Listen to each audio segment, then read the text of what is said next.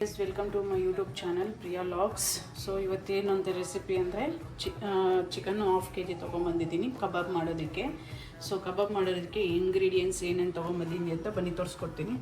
ಇದು ginger garlic paste, ಉಪ್ಪು, ಅರಿಶಿನ ಪುಡಿ ಮತ್ತು ಕಾರ್ನ್ಫ್ಲವರು, ಮತ್ತು ಇದು ಬಂದ್ಬಿಟ್ಟು ಕಡಲೆ ಹಿಟ್ಟು, ಮತ್ತು ಕಬಾಬ್ ಪೌಡ್ರು, ಮತ್ತು ಗರಂ ಮಸಾಲ, ಚಿಲ್ಲಿ ಪೌಡ್ರು, ಒಂದು ಮೊಟ್ಟೆ, ಒಂದು ಧನಿಯಾ ಪೌಡ್ರು ಮತ್ತು ಕರಿಬೇವು ಸೊಪ್ಪು.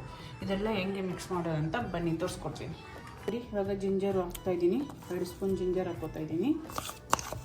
ಗಾರ್ಲಿಕ್ ಪೇಸ್ಟ್ ಹಾಕ್ಕೋತಾಯಿದ್ದೀನಿ. ಮತ್ತು ಅರಿಶಿನ 1 ಸ್ಪೂನ್ ಹಾಕ್ಕೊಂಡಿದ್ದೀನಿ. ಮತ್ತು ಉಪ್ಪು ಬಂದ್ಬಿಟ್ಟು ರುಚಿಗೆ ತಕ್ಕಷ್ಟು ಉಪ್ಪು ಹಾಕ್ಕೊಬೇಕು. ನಾನು 1.5 ಸ್ಪೂನ್ ಹಾಕ್ಕೋತಾಯಿದ್ದೀನಿ. ಮತ್ತು